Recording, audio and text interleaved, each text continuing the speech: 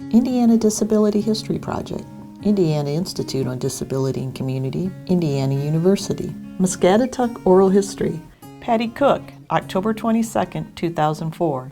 Let's just talk a little bit about when you first got here. What it was like then? What it was like, what year was it, what brought you to Muscatatuck? It was 1971, and I tell people that I came here by accident. I got pregnant. Actually, I got pregnant at the wrong time. Our twins went during the school year, so I couldn't go back into teaching that year. And the only job that was open when I was ready to go back to teaching was at Muscatatuck, and I thought, well, I'll go there till another job opens up. So I didn't even have a clue what it was like. I had a degree in music education. The job was in music therapy. So I basically learned about therapy on the job, and I really, really liked the work, much better than working in the school system. The programs here at Muscatatuck at that time, first of all, there was about 1,500 people that lived here. How big was the staff? I don't know how many staff was here. I know that in the music therapy department I had 5 working under me. And we had all kinds of programs that went on. The biggest thing, and that was one of the first experiences here, was the Easter cantata. We had approximately 55, 60 residents that were in the children's choir, and then we had other residents that was in the adult choir. We had staff members that were in the staff choir, and we had a narrator. And a lot of the music that we sang was sang by the residents. Mm-hmm. And then some of the harder parts the staff would take part in. I was never involved in the musicals, but I was told before I came that they actually did musicals here at Muscatatuck, that the clients and the staff participated in. And Jack Griffin, who was the director of music therapy before me and also the director of the school program, had said that one time they were doing The Sound of Music, and the lead trumpet player was a client, and the lead violin player was a staff person that got sick. And of course the violins got, the main part, the melody all the way through it. So for that particular performance, the trumpet player sat in and picked up the lead and played by ear that entire performance. So it gives you a little bit of idea of the level of functioning that some of the folks had here at Muscatatuck at that time. Yeah. So we did 2 cantatas at Christmas and Easter, and then we did lots of recitals. I had children that I worked with, and we found that helping them to develop some musical skills actually gave them self-confidence and helped them in school and helped them in their work assignments. I had one fellow that he was a teenager and adolescent really, and he wanted to play the guitar, and he wasn't very good. Of course, I couldn't speak because I'm not a very good guitar player either, but I taught him to play 2 chords in 1 key.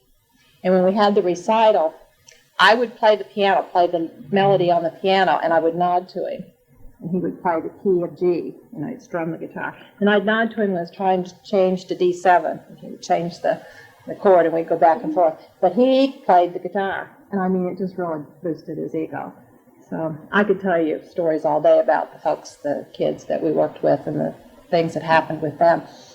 One of the therapists that worked for me had what she called Melody 10, and it was like a swing choir.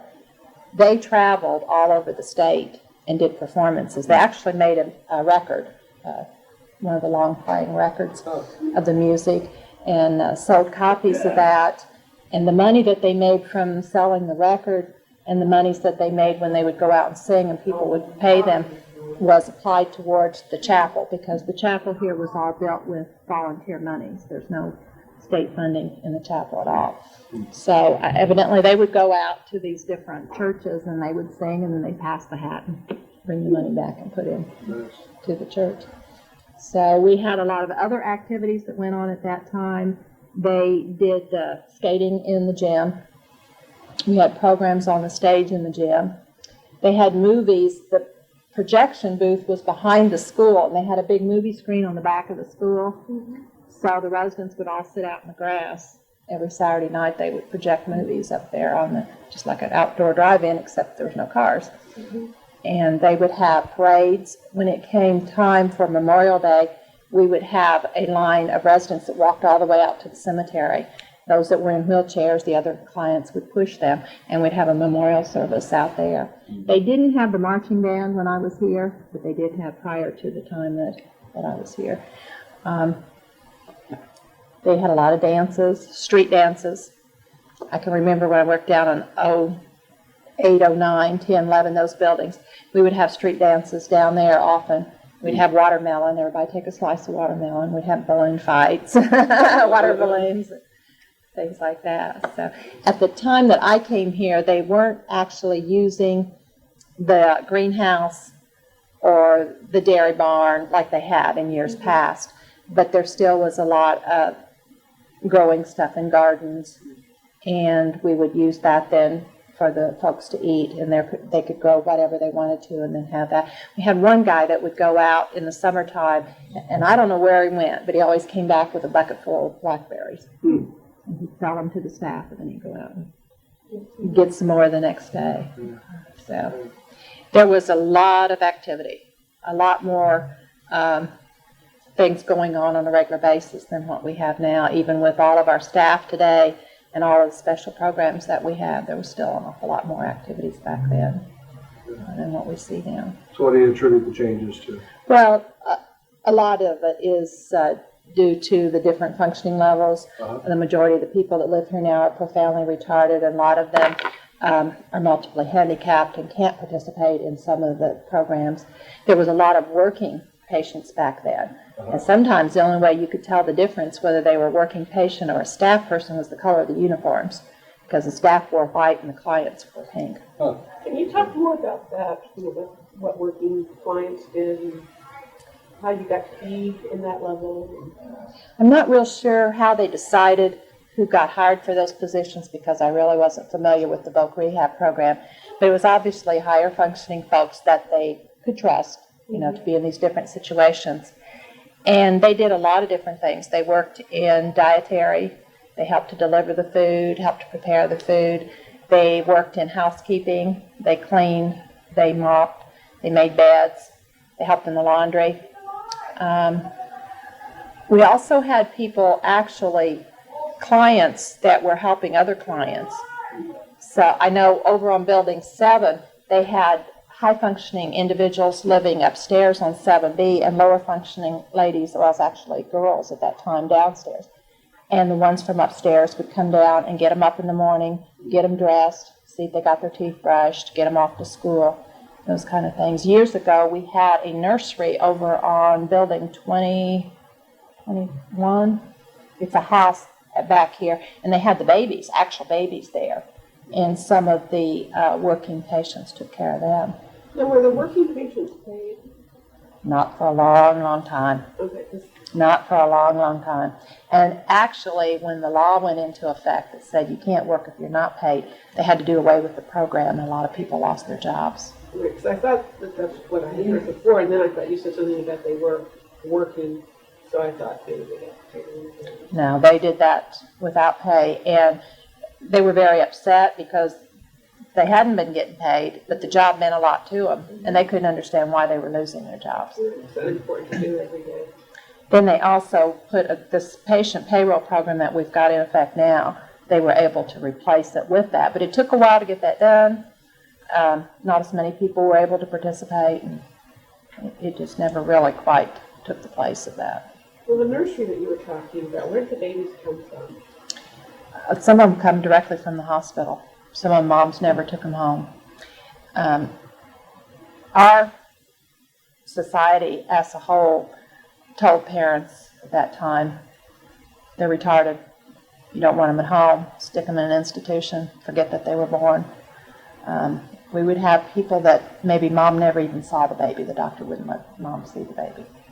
So they would stay in the hospital until time to come here. Or maybe they took them home, but they were only home for a very short period of time. I can remember admitting a little girl that was 18 months old. The only problem she had was she was Down syndrome. Well, she did have heart condition, which we found out later, but at the time, the only obvious problem was that she was Down syndrome. And they sent her here when she was 18 months old. I remember her very well because she was a little bit younger than my oldest daughter, who was only 17 months old when the twins were born. So they were all right together, and she was in between them. And we had lots and lots of frilly dresses and little pink pretty things. So I would bring clothes out here for her. And she was young enough. She was smaller than my girls. So as they grew older, well, she could wear the clothes that they had. But she didn't have anything. Were there any babies ever born here? Oh, yeah, I'm sure there was. After I came here, I'm not aware of a birth, but I know that there were some pregnancies, and they may have taken them elsewhere.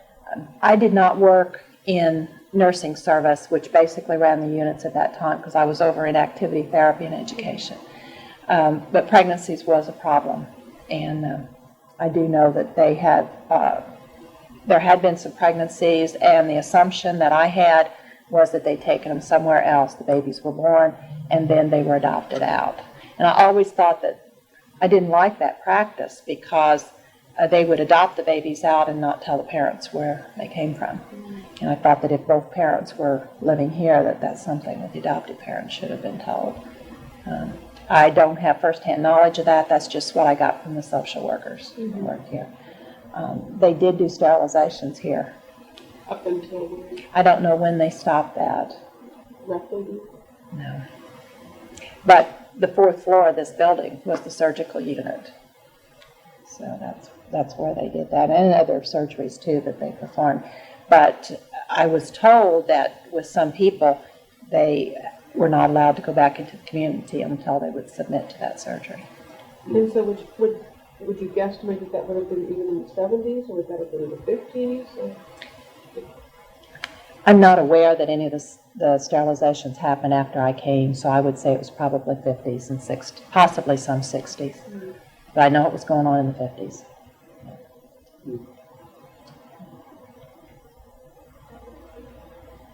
So when you were talking originally about what brought you here and some of the things that you've done, will you talk a little bit more about some of the work you've done here and some of the changes that you've seen? The different jobs that I've been in. Sure. Well, and the changes that you've seen. Well, I started here in music therapy, and then somewhere along the line they changed the job classification to rehab therapy. I don't know why, but it was a group of people, the rec therapist, the music therapist, and dance therapists, art therapists were all together. In the mid-70s, we became certified under Title 19 and began receiving Medicaid monies. And they asked me to become a case manager. They told me I was a case manager. I didn't know what a case manager was or what they did, but now I'm a case manager. And so they basically gave us a draft of an ISP and said, here's what you do. And these are the people that are assigned to you. So I had my caseload of the kids that I worked with. And I really, really enjoyed the kids that I worked with, because we had dance classes, we had exercise classes, we had a baton twirling class, we had drum class, we had choirs, we had people playing the organ, people playing an auto harp, different things like that. But at the same time that I had all these different classes going on, I was accepting the responsibility of being the case manager. And it soon became real evident to me that we were going towards doing more paperwork and more paperwork as far as what was needed to justify the programs and the monies that was coming in here. And I decided that if I was going to be doing all that stuff, I might as well get paid for it. So I became an assistant director in 1978, and I worked with some pretty high-functioning folks for about 5 years. And then they were realigning some of the staff out here, and I transferred to a unit which was Building 15 and Maple at that time. Building 15, everybody that lived on 15 had some kind of mobility challenge. They were different functioning levels, all different functioning levels, but they all had problems with walking. Most were in wheelchairs, a lot of them were actually in carts. So I became aware of those type of problems and continued on being part-time case manager, because most of the people that worked here also did case management throughout the years. In what year was it I became a director? 88. It would have been January of 88. I became a director on the geriatric unit. I was there for a couple of years, and then I left to take a position up north as the executive director at a private facility. Worked there for a couple of years until I got tired of commuting on the weekends and my husband wouldn't move. So I came back to Muscatatuck and worked as evening shift administrator for a while. and then was promoted back into the director's position. I stayed in that until it became real apparent that the only way Muscatatuck was going to survive was to downsize, because late in the 90s, actually we were seeing this trend in the early 90s, which is why they gave me the opportunity to work in transitions, because I was helping to move folks out into the community. But by 1998, when the Department of Justice came in here, we were short 200 direct care staff. We just couldn't hire them. There was nobody in the community to fill these jobs. The unemployment rate had dropped to less than 3, down to almost 2 in Jennings County. We couldn't hire enough people to fill the factories. My daughter was working for a company that provided staff for the factories, and I mean, they were begging too. But things were bad enough for the Department of Justice to come in here anyway, but to have 200 direct care vacancies, that just killed us, you know. Let me stop you a second. So you said things were bad enough for them to come in. What in your mind did you see? Active treatment. It was very difficult to keep active treatment going. And the areas that I had worked on as director, my professional staff was expected to do active treatment. My professional staff had to sign up to do 2 meals a day. They had to actually feed clients. They had to participate in the programs they had to take them to classes. It wasn't good enough for a social worker to sit in their office and do their paperwork, but they had X amount of hours every day that they had to work directly with clients to try to fill that gap. Of course, it wasn't all bad, because the more they worked with them, the more they knew about them. You know, social worker calls up mom talking about Johnny and say, well, I know this is the way he acts when his teeth are brushed because I've been doing it. Here's how you bathe him. I mean, they were real familiar with it. But we also were using restraints at that time. And, of course, Muscatatuck felt that there was no way that we could survive without restraints. And we found out, yes, we could. There were other ways. But we just hadn't learned those other ways. That had not been the approach. When you stop and look back over the history of MR programs, back in the 70s, they were talking about behavior modification. You know, you modify somebody's behavior. You don't modify anybody's behavior. I mean, you might convince them to change it temporarily, but you're not going to modify it. And the techniques that were popular in those days, I'm embarrassed to talk about now. They were the state of the art at that time, but they were aversive, they were restrictive, and they didn't work. So consequently, we relied on restraints. And it was to keep people from getting injured. It was done for the right reason, but it wasn't the right approach. And the restraints that they primarily used, would they be the ones where they were in bed, or would they be in the timeout rooms? Or how they had all different kinds. They had the restraints, the full body restraints that they used in bed. We had chairs that had straps on those. We had timeout rooms. We had temporary things like basket holds, and then we had other things that were a lot less restrictive, like if somebody was beating themselves, just holding their hand down. And we've learned since then that, of course, you can shadow somebody, so if they're trying to hit themselves, you can stop them from doing it. But we had one lady that she'd figure out a way to hurt herself no matter what you did. They would have a helmet on her, and she'd still figure out a way to beat her head or to hit her face. So they actually put her in a timeout room, in a timeout chair. And then we wondered why she was suffering from post-traumatic stress disorder. But she's living in the community today, and today she's still having trouble beating herself. So it may be a neurological thing, it may be a cognitive thing, we really don't know. Whatever it is, it's very deep-seated. It's been that way her entire life, and it may be some neurological damage in the brain that causes her to do that. And it's very, very challenging, even with everything we know today. But that was the big problem when the Department of Justice came in, was the restraints. And that was in the 70s? No, when the Department of Justice came in was 1998. Okay, 98. All right, so then you were on what happened after that? Well, after that, of course, we learned that we had to find another way. And there was more emphasis put on bringing in professional staff to help train our staff here that would look at other alternatives. People that would look at the proactive approach, if you go into any one of the meetings today where we're dealing with behaviors, and I do this also, I work part-time in the community as a behavior consultant, what you look at first is the environment. What's going on in the environment that may be triggering this behavior? And you look at the medical things that might be causing behaviors. It was in the mid-'80s when I was working on Building 15, and we had a fellow that was profoundly retarded. He was laying in a cart, couldn't sit up in a wheelchair, but he would figure out some way to beat his head, either with his hand or on the cart or against the wall, and he just had bruises, and he would have scar tissue all over his face, his forehead, where he had beat himself repeatedly. Well, at that time, the drug of choice was melorelithorazine. I mean, 80% of people that got medications in those days, it was melorelithorazine. That's all you really had.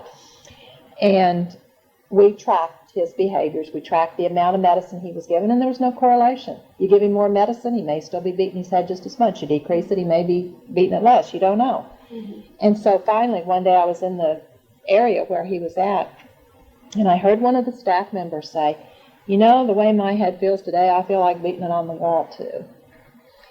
And I thought, I've got a headache today, too. What is going on here? Well, anybody that lives in this area of the state knows about the Ohio River Valley and the sinus problems. I mean, it's just, you're in Bloomington, so you probably know, too. If you get up around, like, Indianapolis, somewhere like that, it's different. And I know when I worked up north, when I would go up on the weekdays, my head would clear up, and when I'd come back down here on the weekends, it would get worse again. So that was pretty obvious to me. But we got to checking, and he had sinus infections, and he had allergies.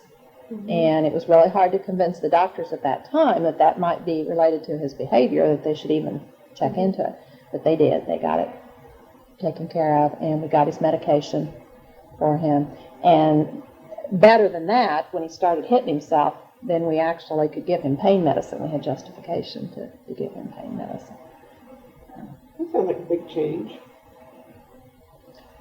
The doctors back in those days just didn't see a need for allergy testing.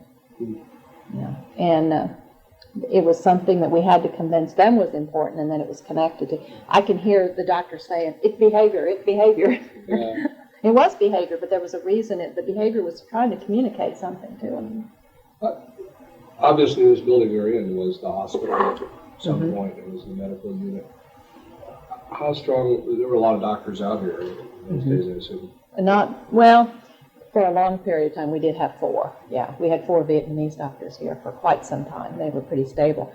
Prior to that, we would have a doctor come, and the longest length of stay would be 2 years, because they would have to work 2 years in some type of setting like this in order to get their regular license in Indiana.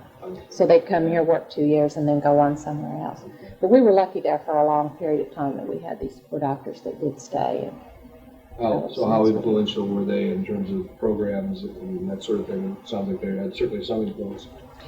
They really didn't have much to do with the actual active treatment that was going on. They pretty much stayed separated into the medical field. They're a lot more integrated today than what they ever have been.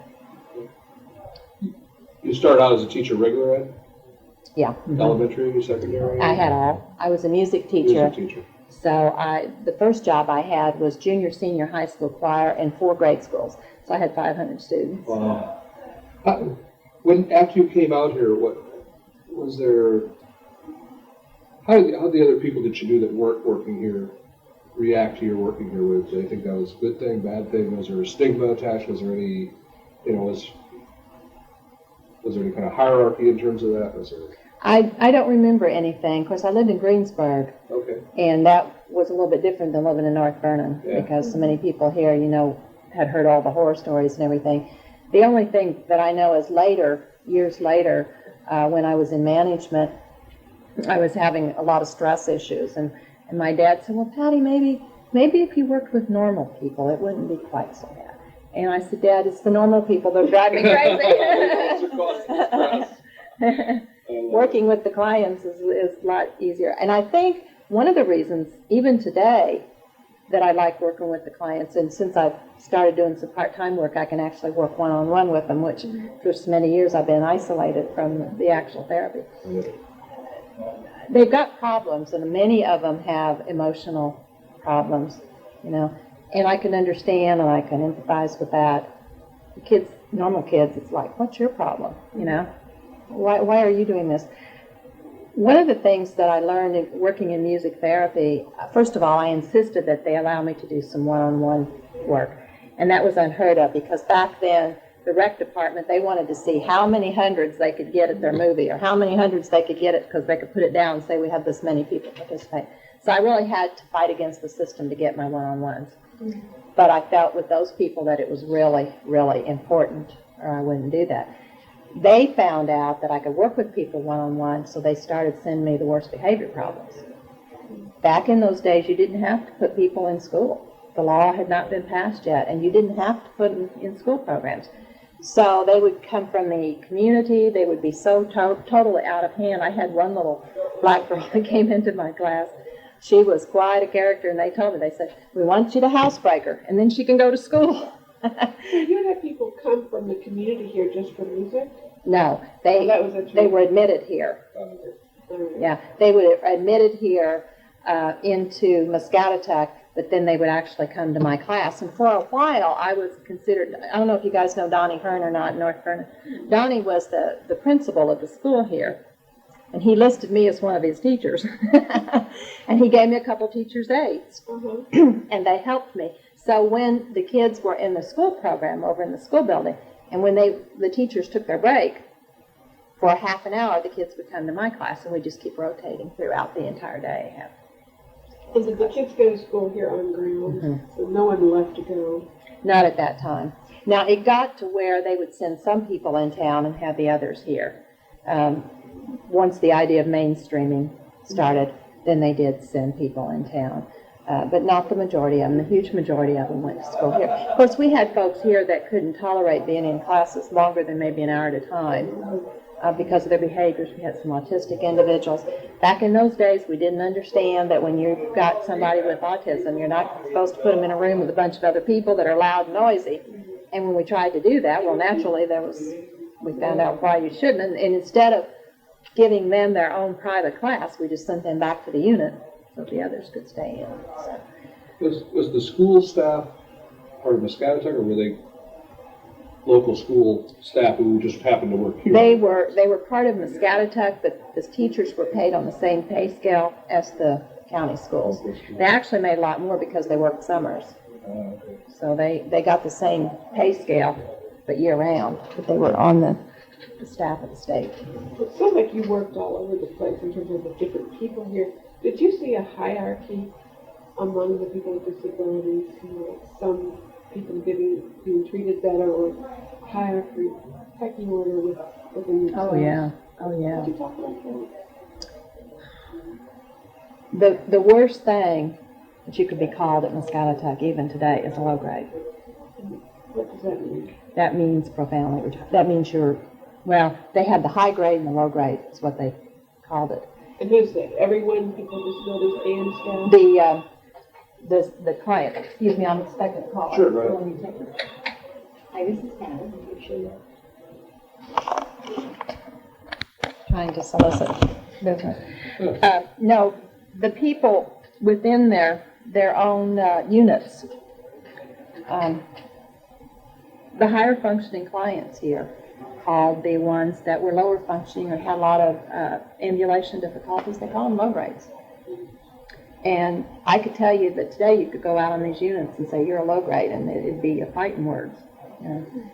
People that typically, like were in Melody 10, or if they were a working patient, that pretty much qualified you to be a high grade. Okay.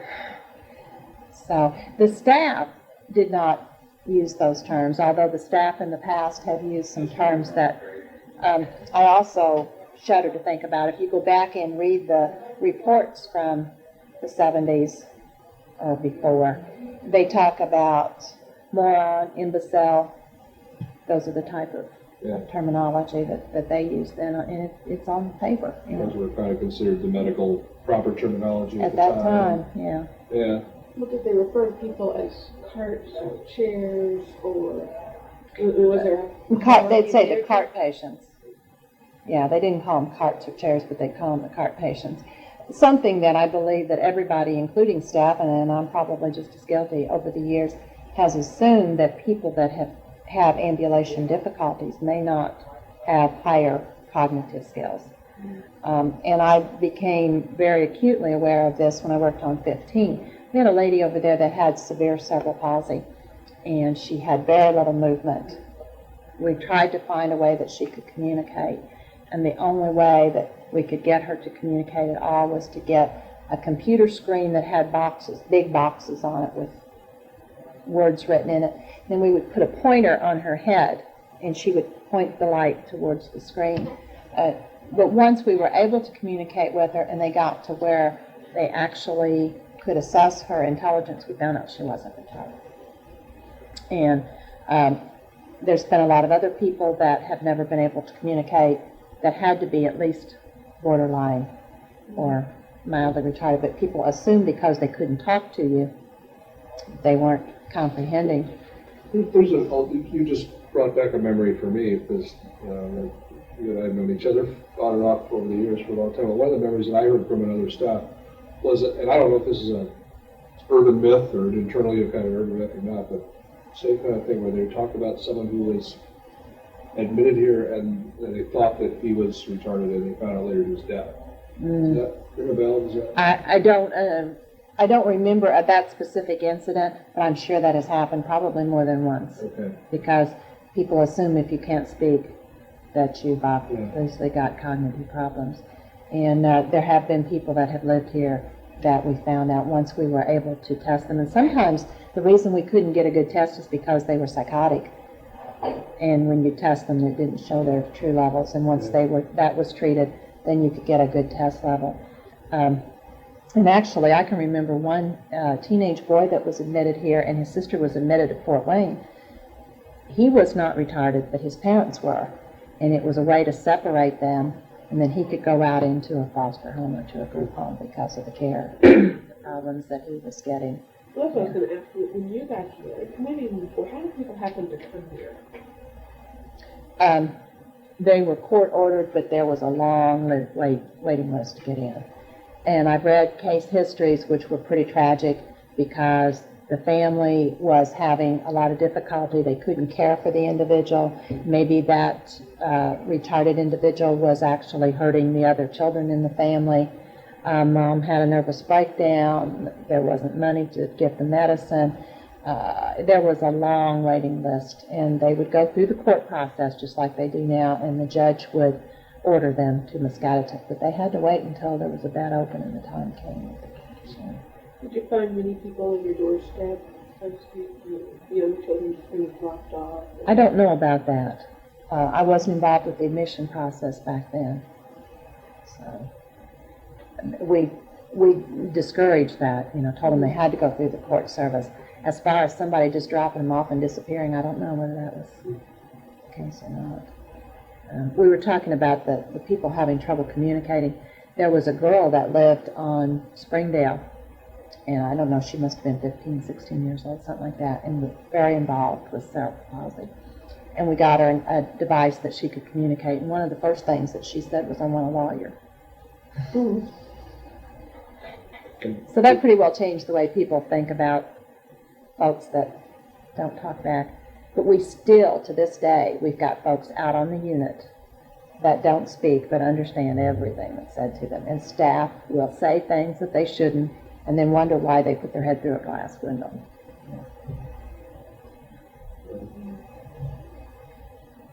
You talk about what was the term again? Low grade. Grade. I hadn't heard that before until today. And Cindy Underwood mentioned that too. And I don't think I've ever heard that before, which is interesting. I hadn't heard it, but she talked a little bit. I don't know if you saw this or whatever, but about some of the difference between how staff perceived each other depending on who they were working with too. Is there some kind of order hierarchy among the staff related to either which unit they worked on or who they worked with, or was there any of that? I didn't notice a hierarchy. What I did notice was people didn't want to be pulled from one to the other. There are people that gravitate towards higher functioning individuals that can work with people that have got challenging behaviors, but they're not good at doing direct care. And then there's other people that don't mind lifting and bathing and changing diapers, but they don't want to try to cope with people that might hit you. I never noticed a hierarchy, but she may have been in some situations in some buildings, but that was evident. It's possible. Did you ever get a sense that some people were treated better than others? I know that when you look at programming, when you look at who gets to go to movies and who gets to go shopping and who gets to go to Olympics and all of those things, it's obviously the ones that behave. You know, as a music therapist, I took people out into the community a lot of the time that the rec therapist would not. And they'd say, I don't know how you're brave enough to take them because, you know, they act up on us. And I said, well, I've never had the problem. They're probably more motivated. Either they like the music that we're doing, the singing and the stuff, or maybe it's because they have a closer relationship with me. I don't know. And this is one thing that I don't know why it took me 25 years or so to figure out. If you're going to teach somebody something, or if you're going to ask them to change their behavior or do anything, the very first thing that you need to do is build a relationship with that person. When I was working on Building 10, I was the assistant director, but I was also case manager for about 30 women there, and I was also a behavior clinician for them, too. I noticed that we had a goal for mealtime for this one individual, and the staff was supposed to document the data at lunch and at supper. Well, probably breakfast, too, but at least lunch and supper. And when I was reviewing the data, on daytime, it was all A's. And on the evenings, it was B's, C's. And I thought my first reaction was the staff are fudging. You know, the ones on days, they don't care. They're just putting A all the way down. Mm-hmm. So I talked to the staff about, how do you explain this discrepancy? And she says, oh, well, she likes me. And that is true across the board. When you've got clients with new staff that they don't trust, they don't know, they don't have this bond with, they're not going to do as well, whether it be learning a skill or whether it's going to be, you know, changing their behavior. But everything I've learned here has practically been through experience. And it's just like, duh, why didn't you see that? You know? And I think that happens in the classrooms, too. Kids that are misbehaving in one class, they're going to settle down and really go for the next class if it's the teacher that they, you know, can relate to. So looking back, what would be some of your fondest memories? Some of the things you're most proud of in terms of your work or your experience? I think some of my proudest work is the one-on-ones that I did, because those classes seem to give people the confidence to go on and to do better. And some of the people that I worked with, like I had a teenage boy come into my class that had stabbed a girl in his classroom in Gary, Indiana. And I think they sent him here to keep him from going to boys' school. And he wouldn't participate. He wouldn't do anything. He just sat there with his head leaning against the wall. And one day after class, one of the other clients came up to me and asked me if he could come into my classroom and study drums. And I just saw a flicker, you know. I thought, aha, I know what this guy's thinking. So I talked to him later. I said, you know, I've got one class opening here. I thought maybe you might want to learn to play drums. But here's the deal. You have to participate in my class. You have to sing, and you have to be a part of it, and you have to participate in your classroom, your regular one. And if the teacher tells me that you've been participating and not causing trouble in there, then you can come to my class twice a week and we'll study drums. He was a horrible drum player. I just turned the tape up, you know, and sat back, but he beat on those drums. And we'd talk. And he got transferred to the Ginsburg Center in Fort Wayne. And when he was getting ready to go up, which was a good move for him, it really was, because he needed that vocational training. The day before he left, he came to me and he said, I want you to have this. And he handed me a picture of Jesus that he got in the chapel. I almost cried. I mean, but to see an individual that has had so many problems and be able to progress and go on, that has been a real fond memories. Another thing we used to do here is the haunted house. I don't know if anybody's mentioned the haunted houses that we used to do. I started that in the basement of 10. It was just a party was all it was, and it just grew. And the next year, we'd have to find another location. 2 years later, we'd have to find another location because it just kept growing until finally it was out at Building 18, an old dorm out where Purdue is now. We actually, 1 year, took in $10,000. Wow. I mean, that wasn't clear Yeah. because we had a lot of expenses. Our biggest expense was liability insurance, and it was all done on volunteer time, and none of the state money was used for it. The props, everything that we used, the supplies, was bought out of that fund for the haunted house, and then we would take what we made and put into it to do the next year. But those were fun times when we could do stuff like that. So what changed? What do you think changed in the fun times? All of the requirements for active treatment. The past several years, since 1998 when the Department of Justice came in here, we have been trying to meet all of the guidelines that the Medicaid program requires, plus we've been trying to meet all the guidelines that the Department of Justice requires, and it's at a different level. Okay. And we've got fewer staff that are actually available to do those kind of things because most of us are tied up doing more paperwork, justifications, and things like that. And I'm not real sure all the reasons why it's changed. It may just be the focus of the administration. I mean, the focus of the administration is on passing surveys and surviving the Department of Justice. So would it be reasonable to say that the last 5-10 years have been more stressful? Oh, yeah. Can you talk about that part of the change in terms of how the staff and people that live here have felt through the change? Oh, it's been tremendous. The week that we heard that Muscatatuck was closing was like a funeral. Everybody just walked around in a daze, you know. And, of course, all of us were naturally concerned for our own futures as well as the people that lived here. But it's kind of like a prolonged agony because every week we have people moving. Of course, in our situation, in transitions, we hate to see them leave. We know that they've had a good life here. They've lived here for some of them over 50 years. And we really hate to see them go. But we have the opportunity of going out and seeing the homes they're in, and we see how much progress they made. Most of the staff at Muscatatuck don't see that. All they see is they're leaving. But then the other thing that's really hard is to see the staff that are leaving, the staff that are grappling with trying to get other jobs. Some of them do, some of them move, some of them don't. And some of them have taken other jobs thinking that that's a way to stay employed and then finding out that they could be bumped anyway. So it's been tremendous stress among the staff for a long time. We had so much apprehension, and actually we felt that staff members here was trying to sabotage the placements. And I don't know what their motives were for sure, whether they thought that if clients didn't go out, Muscatatuck wouldn't close, or whether they thought that there just wasn't anything out there that would provide for them and would take care of them safely. And transitions has been the brunt of a lot of comments, a lot of degradation. It got so bad one time we went to Wendy's and ordered salads and they screwed up 3 of 5, and we said, well, they must know we work in transitions.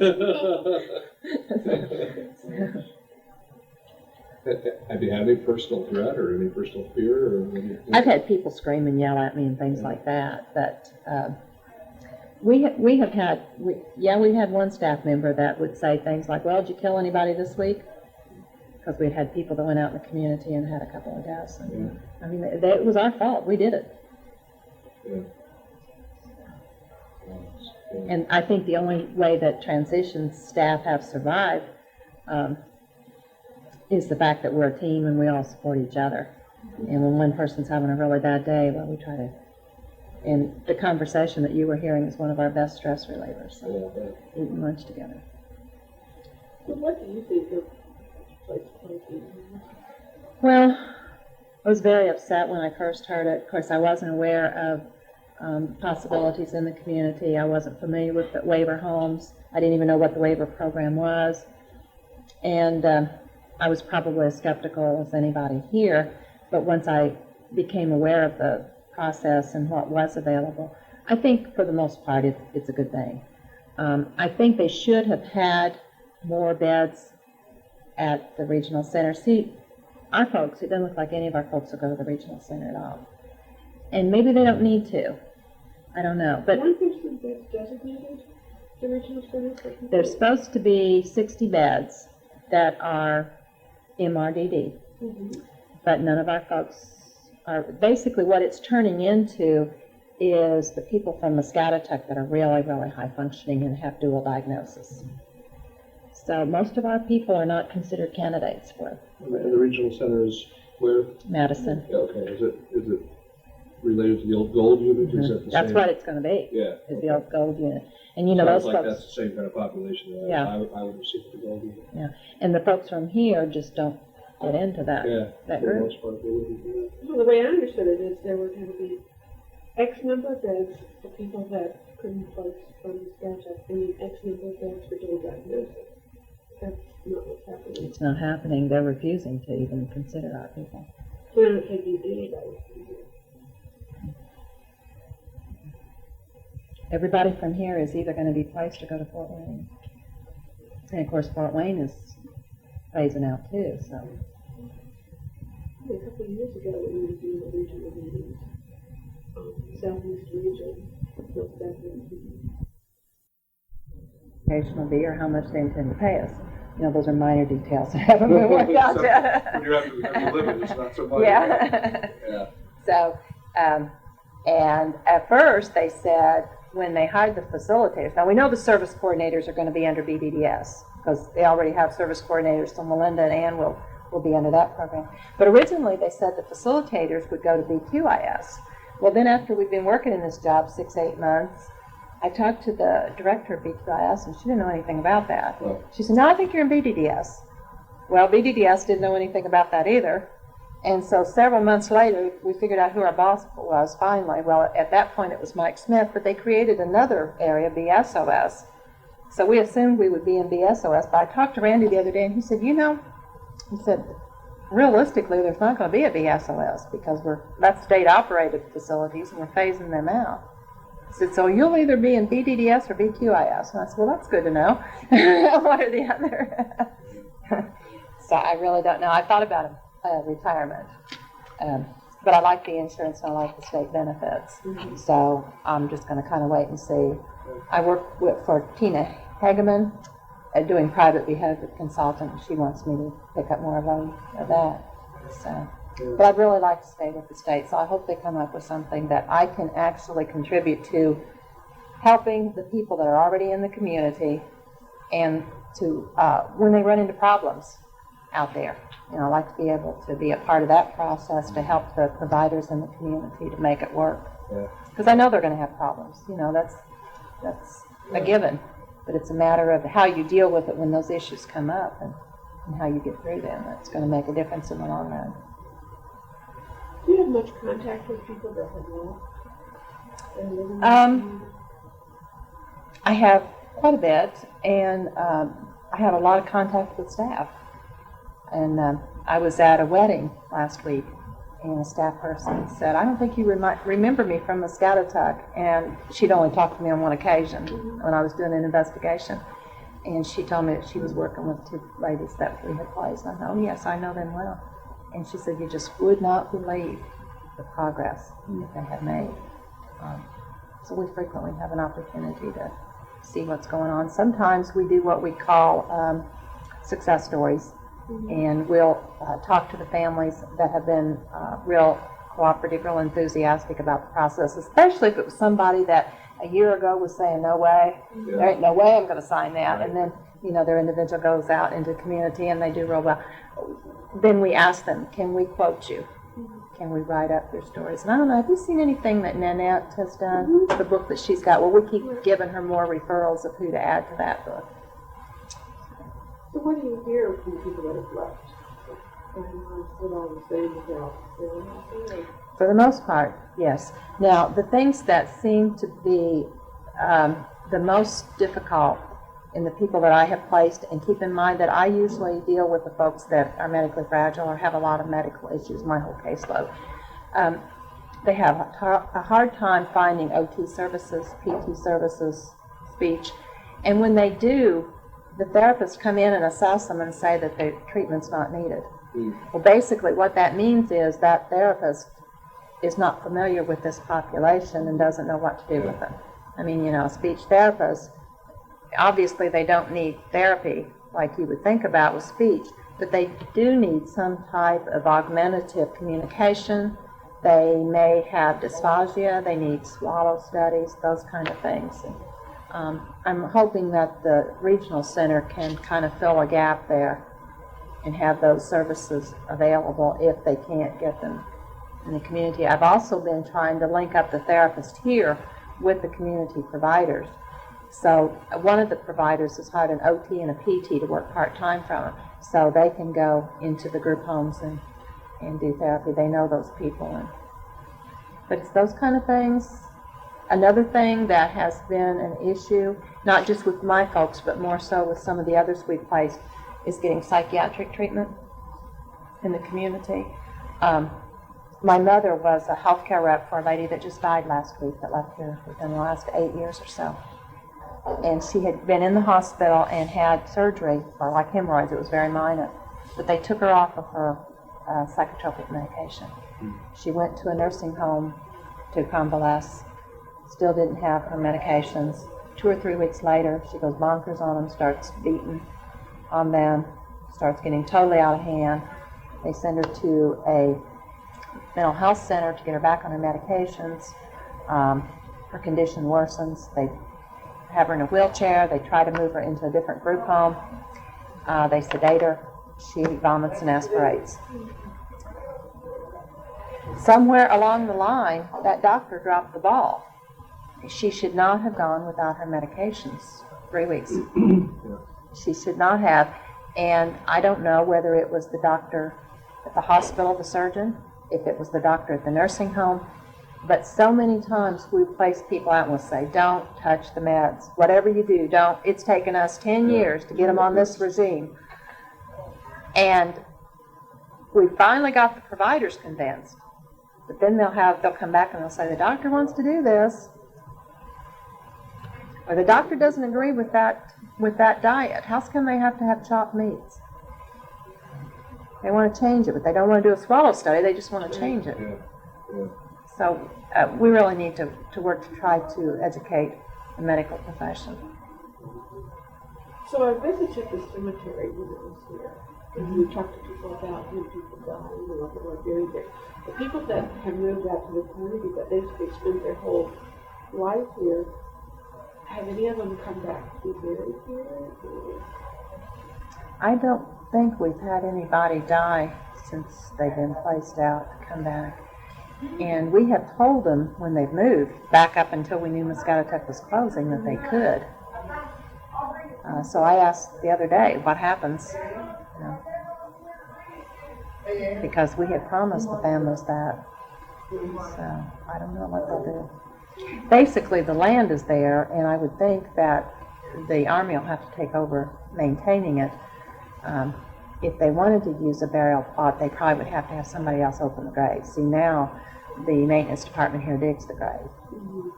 So whether they'll be allowed to use that or not, I hope they can. But I hope somebody will make a decision and have that agreement before it closes. I hadn't thought about that until you were saying it. I thought, okay, people that have lived here forever and have been familiar with the whole service and, you know, seeing their friends be buried here might have thought that that's what they were going to do as a family. And so they move out and, you know, it would be something. And because of that, the families may not have made plans for another burial plot.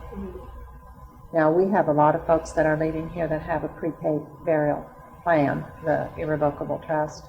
Here or somewhere? Well, actually, it's been established at, most of them have been at one of the funeral homes in North Vernon, but they can be transferred to another funeral home in another city if they want. And some of those didn't have money in there for a plot, thinking that, Others have. Others, the families say, well, we want to make sure there's a plot and there's enough money in there, so they'd go ahead and do that up front. You know, just the physical layout of that is interesting. It's Muscatatuck residents and community residents. And I always hated it because you can't see the gravestones. You know, the headstones are flat. And I would imagine the grass is probably growing. It's been a while since I've been out there for a burial. But you probably have to go and dig the grass off. The grass wasn't bad the last time I was out there, but it was interesting in that some of them, the headstone would say unknown or baby boy. You know, they wouldn't all be identified with the name. I bet the baby boy was ones that were born here. I remember. But then, you know, On the white would say unknown. unknown. That makes no sense, does it? Yeah. Of course, when you stop and think that this place was started in 1919, and at that time it was called the Colony for Feeble-Minded. Yeah. They may have buried people and didn't do that. Have you guys seen this? No. This is a memory booklet. And Who put this out? Robin Stearns. And they had an Aloha recently for family, clients, previous clients and staff to come out here. And they had pictures up everywhere, old pictures and stuff like that. And it was kind of a sad day, but an enjoyable day too, to get to meet with people and talk to them. Mm-hmm. But that's got the history of all the buildings, and You have copies of this? that's the only one I've got, but she's making 100 more. So We would really like that. let me ask her if I can let you take that one and send you another one. That'd be nice. That is great. You said Robin? Who's Robin? Yeah, we did some early just kind of research before we started this, and there's some good stuff to the library too. There's one document in particular that really struck us. It's almost like it's a term paper from somebody who must have come out here as part of the class. Did you see that? It's in their file on Muscatatuck. At the local library? At the city library, yeah. Oh, And it just talks about what it was like at that time, and the diet, and the farm that was going on, the population that was here, and a little bit about the programming, and it was just kind of very matter of fact, but it was. diets used to be a lot different here. The old cafeteria, I mean, they served homemade yeast rolls and pies, and they actually cooked on the units. They didn't have them in a central area and take it out. They cooked on every one of the units. Yeah, it's a big change. Well, is there anything that you'd like to just talk about and that we haven't asked you about? No, the only thing I would hope that there's a group, an ongoing group monitoring the success of moving folks into the community. And I hope that at some point we will have, I know that it's a positive thing, but I hope we have some data. Is it a group from IU that's doing the satisfaction surveys each year? That's helpful to have that kind of information. I can tell you that I've had several providers, and the most recent one was yesterday, who made the comment that taking clients out of Muscatatuck a few years back when we started this process, like even as recent as maybe 3 years ago, and moving somebody today is a totally different process. The word she used was, it's awesome, the amount of information that you're sharing with us about that individual. So I hope that we can document the successes, and then if they go through this process again, maybe at Fort Wayne or another area, that they can duplicate the process. Because we are doing everything possible to make it successful. I've even been known to have staff that go and stay overnight for a couple of days to stay with the client to help them help them work into the home. We've done follow-up, we've got outreach. We had one guy that went and he wouldn't sleep in his bedroom. He'd sleep in the chair, the recliner, in the living room. They couldn't even get him in his bedroom. And after a couple of weeks of this, they called us and said, help, what are we going to do? So we sent his bed. Mm-hmm. And once we got his bed there, he would go in there and sleep in it. But it was a new bed, and he wasn't familiar with that. We have another lady that we moved, and I sent the staff with her. I said, go and tell them, help her get to bed and help her feel comfortable. And what they told the staff was, she's not going to go to bed for you and go to sleep. Here's what you have to do. Put her in bed, and then you sit at the bottom of her bed, and you just have to sit there for about 5 minutes, and she'll fall right off to sleep. But she might have been up all night if they hadn't hadn't known to do that. And those are the things that none of us think about. That you can't find that in any of the reports that we did on that lady. But that direct care staff was able to make that work. When do you think they'll actually shut the doors?